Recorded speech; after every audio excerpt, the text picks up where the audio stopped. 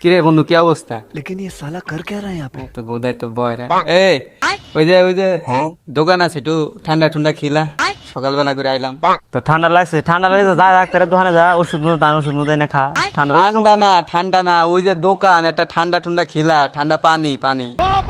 মানে তুই এটা কিনে নিবি দোকান কিনে নিয়ে কিনলে তো পালে মাঝে মাঝে খান যাবো সমস্যা আমার এনে লয়ে এত ঝামেলায় পড়লাম রে, কইতাছি দোকান থেকে একটা পানি পুনি লয়ে একটা ঠান্ডা পানি লয়ে খামু, গলা শুকাই গেছে। কি গলা ব্যথা হয়েছে?